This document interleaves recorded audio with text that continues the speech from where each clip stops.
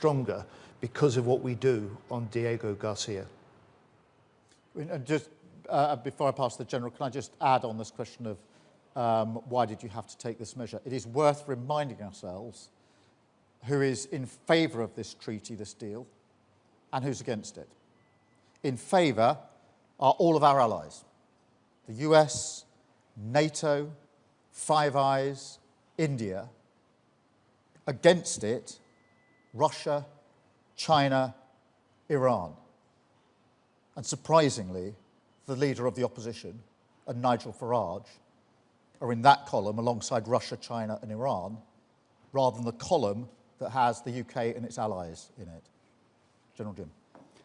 Johnny, thank you for the question. Now, I respect Jack Watling a lot, but I'm afraid on this case I'm going to have to disagree with him, as I believe he's wrong in his view. The value of Diego Garcia, I think, has been set out in the remarks that you've heard from all three speakers. And as the commander responsible for operations on Diego Garcia, any risk to that future operation, to me, would be an intolerable risk to take with our national security. And I think that that risk would manifest itself in our capability to operate being eroded in the very near future. I think it would be downgraded, it would be degraded significantly over time. And ultimately, we run the risk of losing control. Now, I think that risk would be intolerable. We must have long-term assurance and control. There is no other viable option to provide that assurance and control. And the irreplaceable, vital, and in many ways priceless asset that Diego Garcia is, must be guaranteed for us to be able to continue our operations. It's an essential element of our fighting power. Thank you very much. I'll go to Catherine at GB News now. Catherine. Catherine Forster, GB News. Prime Minister, what do you say to people who can't understand why you can find 100 million a year, billions over 99 years, but you can't find money to support people with disabilities? And you were a human rights lawyer. You're having to make this deal because of an international legal ruling. But the Chagosians that brought that case last night, that got that temporary injunction, feel that it breaches their human rights, and they're being treated just as shoddily as when the government booted them out of the Chagos Islands back in the 60s. What do you say to them? Well, let me take all three parts of that question. In answer to your first question, the answer is the first duty of a Prime Minister is to keep the country safe and secure. And this base is vital in that respect. Its location, its physical use, and its capability, including the spectrum capability. That capability has already had huge impact around the globe in relation to combating and defeating our adversaries. It is vital to keep our armed forces safe in their operations.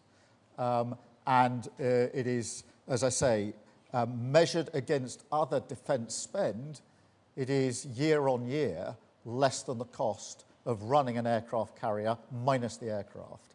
And so it is really important that a Prime Minister doesn't shirk when it comes to national security. That is the number one duty and responsibility of any Prime Minister. It is a duty and responsibility that I take extremely seriously. In relation to legal rulings, true, there's already been an advisory opinion against us. And true it is, but for this treaty, there would certainly be further legal proceedings leading to binding judgments with interim orders on the way, which would be put in place in a number of months. Now, even if I stood here and said to you, the UK government would defy international law, which would be an extremely unusual position to take, others won't. Other countries and other organisations. And that means the risk of interference with the capability is there because of the action of others.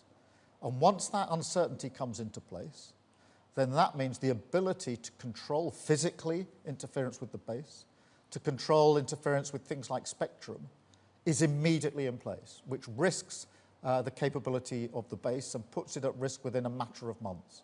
Nobody knowing the capability of this base and the importance to us and to the Americans, nobody who's looked at this in any detail would ever put that capability at risk. So yes, there's an international law question here, but my decision is actually based on our national security and the action of others, and faced with advice that that capability would be lost in a short period of time because of legal uncertainty, and knowing how important the capability is, that's not a decision that I or any responsible Prime Minister would ever take. And anybody who argues the contrary, in my view, is not fit to be Prime Minister.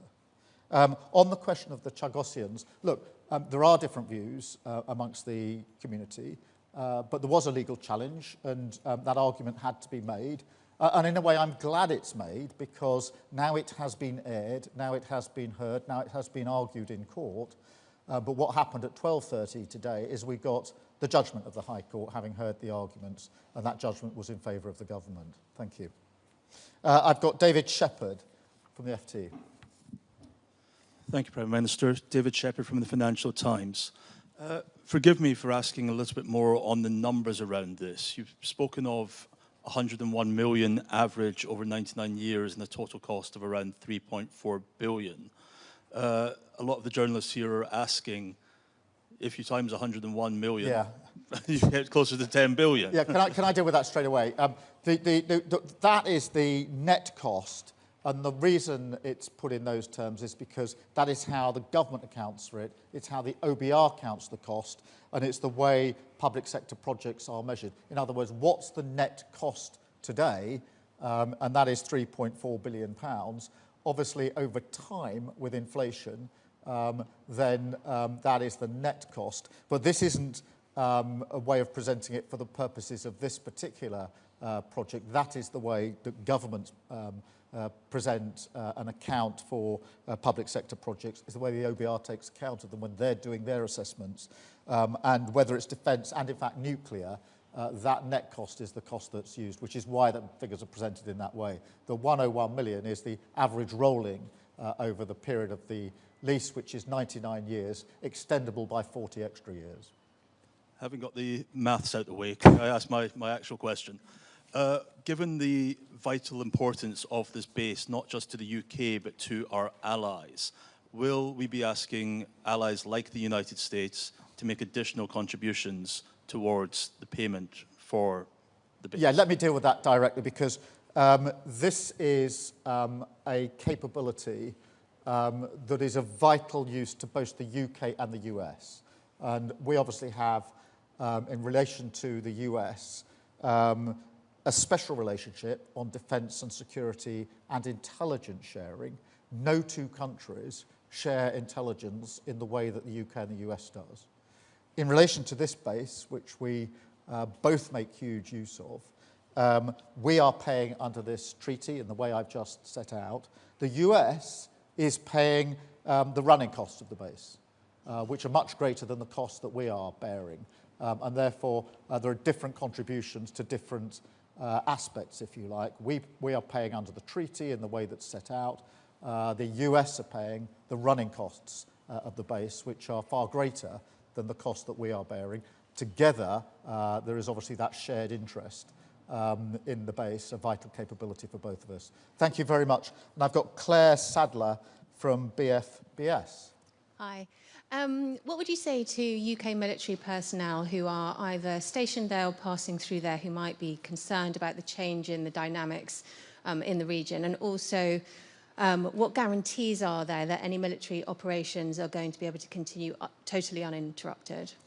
Well, the message would be, whether it's merchant personality or any other personnel, is you are safer now as a result of this treaty, because the uncertainty would have led to a potential compromise of this facility. So it is really important. In terms of military personnel, this base, this facility, has been used to protect our forces many times over. And by securing this treaty, this deal, it is now fully in place to protect them for 100 years, generations, with an option to add another 40 years to that. And as the Defence Secretary set out, not only the base, but the outer islands come under this treaty, and an ability to control what happens up to 100 nautical miles from the base. So in terms of the protection of our military, our armed forces, our service personnel, this ensures that they have the maximum protection wherever they may be, in just the same way as we had before. And that is amongst the reasons that was uppermost in my mind when I took the decision that I did, that this was vital for our national security. Thank you all very much. Thank you.